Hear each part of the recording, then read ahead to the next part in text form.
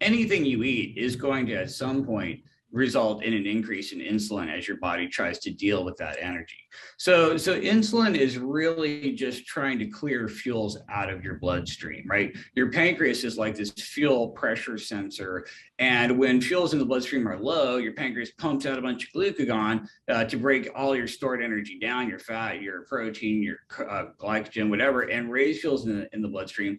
And then if fuels in the bloodstream are too high, your pancreas pumps out insulin to try to get the fuels lower in the bloodstream by shoving everything back into storage, either storing glucose as glycogen, storing triglycerides as fat, or amino acids as protein. So insulin is really just trying to clear the fuels out of your circulation. And if you eat carbs, insulin goes up a whole bunch. If you eat fat, you don't really notice it, but what's happening is that all that fat eventually enters your circulation, has to be stored, and insulin is going to go up slightly. And then what you do see is like chronic baseline insulin, like your insulin level when you wake up fasting in the morning, is really influenced by overall fatness and overfatness. So if you're super lean and you're dieting down really hard and you shrink down all your fat cells, all the fuels in your bloodstream are really low, your insulin level's super low. But if you're over fat and your fat cells are too full and the fat's constantly coming out of your fat cells and into your circulation, then your insulin's chronically high, even when you're fasting, just trying to clear that fat out of the circulation back into the fat cells that don't want it anymore. And then when you eat more fat on top of that, and get even more over fat, you have even more fat in the circulation. And that's why your pre-diabetics have high fasting triglycerides and high fasting insulin and high free fatty acids. And there's just basically too much fat in the system as well. So you could have a really, really flat CGM, but if you're over fat and eating too much fat, you're still going to be insulin resistant. Your fasting glucose is still going to be too high because the cells don't want glucose. Your fasting insulin is still going to be too high because there's too many fuels in circulation. And eating fat's actually going to slowly make that worse. There's just a huge delay so that people don't notice it on their CGM. Your pure carnivore person is going to have this physiologic insulin resistance. So their fasting glucose is going to be way near the upper end of normal versus someone who's just completely carb fueled, you're, fruitarian. Overnight, their liver glycogen falls and they'll wake up in the morning and their fasting glucose is 70, right? So, I might wake up and my fasting glucose is 99, but if I was just purely carb fueled, I'll wake up with a fasting glucose of 70. So we definitely see these big differences in fasting glucose, typically within the normal range, but defining the upper and lower bounds based on high carb versus low carb. And I don't think you can really read too much into that. I also think there's a lot of acute glucose changes that are completely harmless. So if I'm like super lean, very little body fat, all my fat cells are really shrunk down and insulin sensitive, I have plenty of room to dispose of incoming fat, protein, carbs, or any macros. So I have really low fuels in my bloodstream, really low insulin level, really insulin sensitive. But then I go out and do some crazy high intensity interval exercise and sprints or whatever. I might jack my glucose up into the diabetic range transiently, just trying to dump enough fuels in my bloodstream to do what I have to do. But I don't think that's necessarily going to be harmful because I think the overall harms are mostly from energy toxicity, which is way too much fat in your cells and way too much energy hitting your mitochondria. And I think a lot of the damage from insulin resistance is actually this sort of overall energy toxicity that might not happen to someone with acute glucose spikes if they're otherwise not energy toxic, if you know what I'm saying. So I think just looking at the CGM might not tell you the whole story. If you look at worldwide hunter-gatherer macronutrient estimates, 33% protein by calories. Yeah, absolutely. If you look at the past 60 years of the global obesity and diabetes epidemics, you see that protein went from about 15% of calories down to about 12.5% of calories here in America. If you're trying to design the very best obesogenic rat chow you possibly can, you want protein down at about 10% of calories. If you look at the National Weight Loss Registry, where people lost weight and kept it off long term, they've all gotten up to about 19 or 20% protein. If you look at people who are just completely ripped and jacked, like all of your bodybuilders and your bikini models and your fitness models and your aesthetic athletes, they're all 30% or higher, 30, 35, possibly 40. If you look at the studies in the medical literature, the amount of ad lib calories people eat is completely linear with protein percent, all the way from 10% up to about 50% protein, literally in a linear fashion. The higher the protein percent of your diet, the less calories you eat, full stop. And the lower, the more you eat. And there's this very linear range there. And we know that if you take if you take pre-diabetics and drag protein up to 30% of their calories, you get a 100% reversal of prediabetes just on an ad lib diet where you eat as much as you want. So I think the average person who comes in to see me, their protein percent is like maybe 12% of calories. And I know eventually if I get them up to maybe 30%, they're going to go all the way to their ideal body weight and just stay there forever. So in my mind, the goal is to hit this 30% protein. Well, what's 30% protein? If you just kill a cow and eat the whole thing, that's basically 30% protein by calories. Egg is 30% protein by calories. Ribeye steak is 30% protein by calories. All your meat is basically going to be at least 30% protein, if not much higher. And so I think for the average person who walks in, though, I can't just say, okay, your whole diet now is just steak and eggs, right? I have to progressively overload them, just like resistance training. So it's like, think about where you're at now on your protein percent, right? And then try to just incrementally raise it by taking all the foods you eat and substituting out something that's a little higher in protein percent. You know what I'm saying? Or if you're eating a meal, let's say you're having a quarter of a chicken breast because your herd meat was bad, and then like a massive pile of potatoes and a massive pile of whatever, some sort of starch. You just take the protein part and amp up the quantity and then shrink down the quantity of the other parts a little bit, and you're just trying to incrementally raise this protein percent, and what'll happen is you just automatically eat less calories. And I think that's just a huge win. But that's usually the approach with the average person who walks in. Yeah, I think so. I mean, like basically none of your bodybuilders are going to go below 20% of a isocaloric weight maintenance diet from fat, because you just start to have all sorts of problems, low testosterone and just not feeling good. And so I think it's a mistake to go below a certain percentage. Personally, on a maintenance isocaloric diet, I wouldn't want to go below about 30% of calories. But again, I do think you have some room to trade off there, fat for carbs. I think if you're eating absolutely no carbs at all, you are going to have even more weight loss, because you have to expend energy performing gluconeogenesis and manufacturing the maybe 60 or 70 grams of glucose you need just to be alive. So it's like it's a form of metabolic exercise, just making all your own glucose from scratch. But I'm also worried that to some degree, that's not very protein sparing. And if people aren't eating enough protein or don't have enough gluconeogenesis aminos around, they might actually catabolize some lean mass just to make enough glucose to be alive.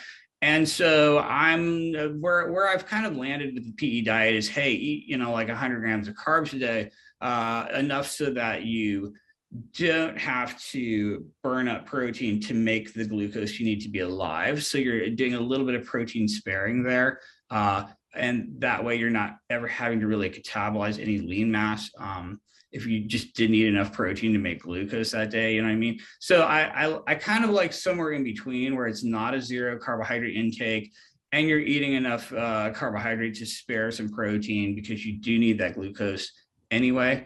But I recognize the fact that if you ate absolutely no carbs, you're burning up even more calories manufacturing that glucose. So it's like a extreme, like Ironman triathlon challenge to just live on no carbs at all. And that probably does basically utilize the very most calories just being alive. So I could see possibly an energy benefit to never eating any carbs, because not only do you have to manufacture all the glucose just to be alive, right? But you're trying to get some energy from protein. You're trying to make glucose out of protein, and that's going to burn a lot of calories. So if you're really trying to have the biggest energy advantage, I can see how never eating carbs would get you there. I just don't know if that's optimal for the average person who's trying to also have the highest lean mass and not catabolize it. Based on your height, how much should you weigh, or what's the ideal body weight for someone of your height? And use that weight to calculate your protein target in grams per pound. So like, I'm a 5'10" male, and if I look up in the textbook or the calculator, what's the ideal body weight for 5'10"? It's 160 pounds. So for me, gram per pound of protein, 160 grams of protein is basically my target. And I think that's probably the simplest way for your average person to figure out what their protein target should be in grams. And I do know that there is a theoretical maximum in terms of getting rid of the nitrogen. So you basically have to excrete this nitrogen. You have to deaminate the amino acids and excrete the nitrogen, and that does involve ammonia, and that there are theoretical maximums in your liver for getting rid of this nitrogen and ammonia. I know that you could very, very easily double a gram per pound of ideal body weight and you're fine. You could probably triple that and you're fine. There might be some people who try to quadruple that and get into some trouble. So I do have some studies of cyclists who were biking and burning a ton of calories and actually drinking so much whey powder that 80% of their calories came from whey shakes, and they were consuming, over 600 grams of protein a day. And this was a fairly short study, but they did not have any problems with getting rid of ammonia or having toxicity. So I know that most people are never, ever, ever going to run into this problem unless you're consuming more than 80% of your calories from whey shakes and then burning way more energy than usual biking all day. You're probably not going to run into problems. If I eat two steaks a day, it's half of that protein being wasted and lost, and I can't absorb it. Yeah, I mean, that's basically completely not true. So when you eat a huge bolus of protein, you get a slowing effect in the small intestine. You get this ileal break where your intestine slows way, way, way, way down. And even if you've maxed out the transport of amino acids from the intestinal lumen into your bloodstream, you slow down the transit time so much that you do eventually absorb all of that. And so we have way too many people who are living on one meal a day to think that you can't consolidate protein into larger, less frequent meals. So you can absolutely get away with that. Now, I do think it's on a U-shaped curve where it might not be optimal to just eat once every other day or once a week or once a month or once a year. At some point, you're going to hit a point where you've gone past optimal. And so the question is, what is absolute optimal? It's somewhere between a constant IV drip of amino acids and eating once a year. I personally think that once a day is probably too infrequent to be optimal. So I'm kind of like in at least 2 meals a day, maybe more. As you get thinner and thinner and thinner, you have to eat protein more frequently, because you're using some of it for energy. And if you're not eating it, you have to catabolize your muscles, which is why all your bodybuilders and your bikini models, by the time they're done with show prep, they're eating, protein every 3 or 4 hours. And that's really just to prevent catabolism, because their fat stores are so low and you can only harvest a certain amount of calories from your fat when it gets that low. We have these protein overfeeding studies where you just dump 1,000 calories of protein on top of someone's existing diet, and they basically don't gain any fat mass at all. Lean mass goes up slightly, energy expenditure goes up slightly, but fat mass doesn't seem to go up. So within some certain reasonable limits, you're just basically not going to gain fat from eating more protein. And you're right, the thermic effect is so high that about 30% of the calories are just gone. So calling protein 4 calories per gram is probably just not even fair at all. We should really call it 3 calories per gram, or maybe even slightly lower. So you got these horrible meal replacement shakes with 50 grams of protein and basically 125 grams of carbs and no fat, and you just drink that, and that's all your whole diet, and people just lose tons of weight and improve their diabetes. But it turns out that half of what they lose is lean mass. It's literally 50-50. You lose half fat mass, half lean mass, and your metabolism goes way down. So you're basically just going to yo-yo and regain all that back again. Protein sparing modified fast is where it's different. It's where you're super low in calories, but you're eating all the protein you need. And it definitely spares more lean mass. If you do resistance exercise on top of that, you'll spare even more lean mass.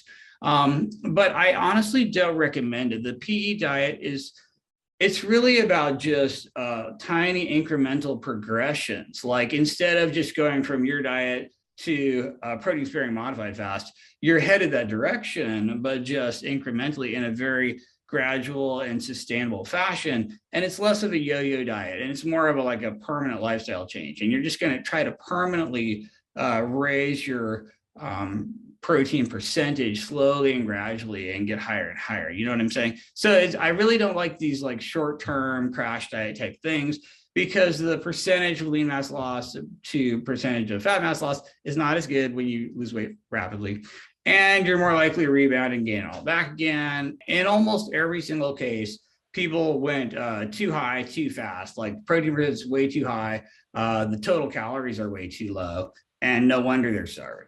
And so, I have all these patients who are like, I thought protein was supposed to be the most satiating thing, so I just ate all the whey powder and egg whites I could possibly hold, and I'm still starving out of my mind. And that it's just because you can't sustain that. You will be starving. You cannot eat 100% protein. You'll be absolutely starving for non-protein energy calories.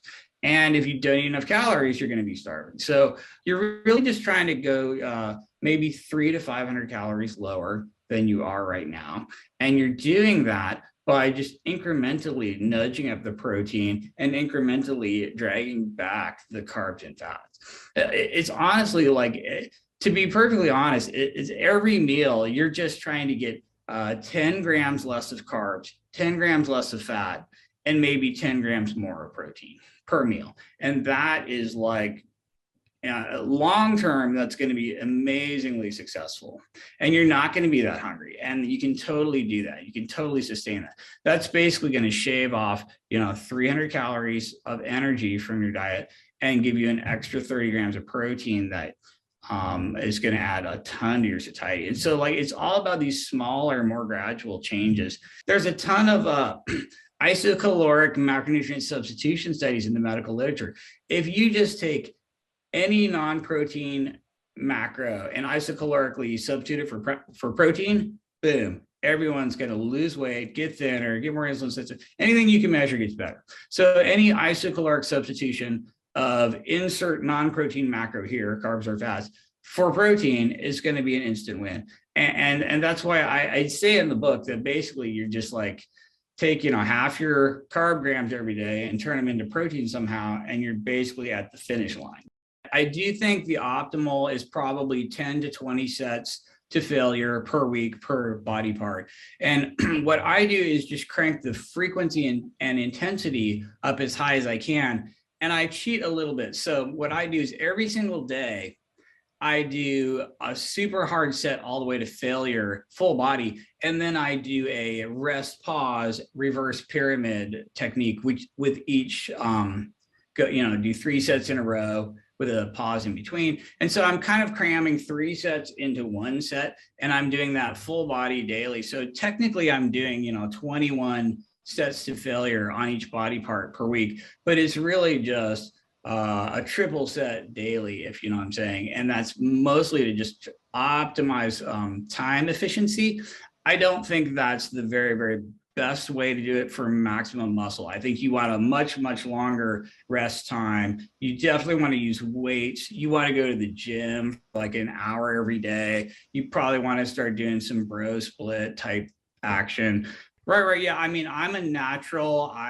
Luckily, my testosterone seems to be pretty high naturally, which is, I guess that's a lucky thing. But I don't have a problem with testosterone replacement therapy. I do have guys who come in and for whatever reason, their testosterone is just 100 and they're just dragging around. And I absolutely prescribe it. And I think that's great. And personally, if I know that some men, as they get older, their testosterone falls. And if my testosterone gets really low, I'm sure I'll be just standing in line at the men's health clinic with my credit card like everybody else. But the vast majority of guys who come in, you're absolutely right. They just have way too much abdominal fat and way too much aromatase activity, and they're basically converting all their testosterone into estrogen.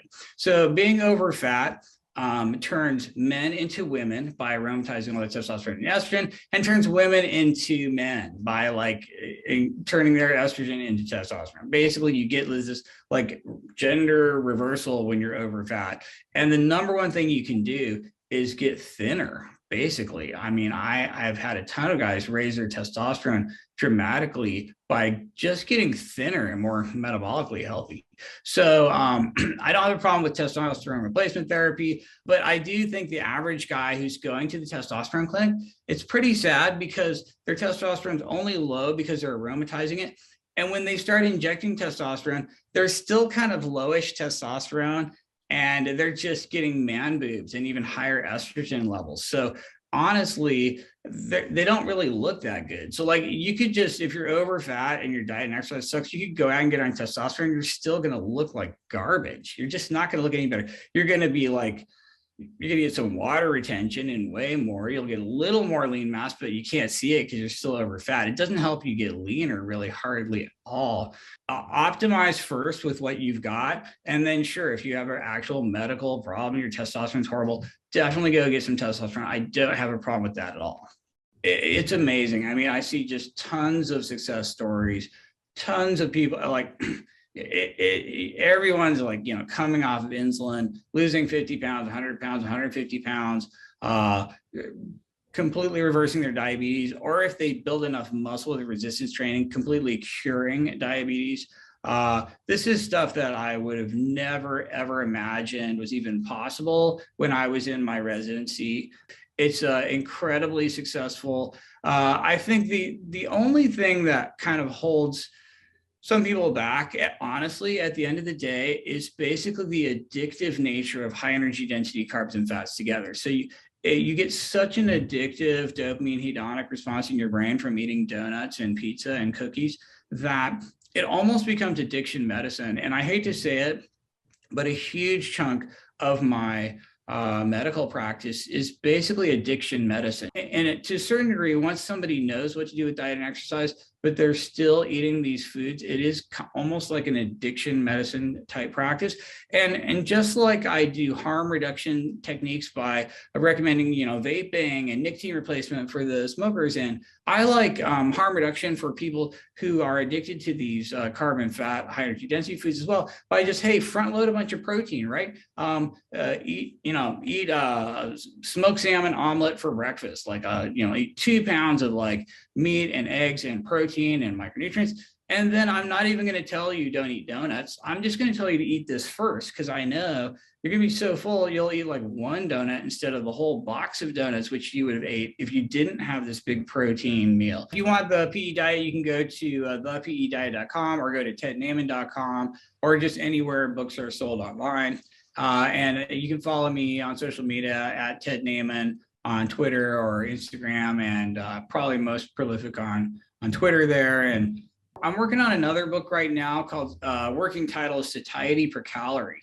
And it's all about the sort of like hacks you can do to basically automatically eat less because you're full, mostly from things like protein and energy density and water. It's going to talk a little bit more about the energy density factor that I think we don't necessarily focus on, like, when you have a dehydrated or dried food, like your pork rinds are not going to be as satiating as just eating a steak for a bunch of reasons. It's the water, and it's the weight, and it's the volume, and it's the chewing. Things that are heavier, more weight, more volume, require more chewing, less processed, slower release of nutrients.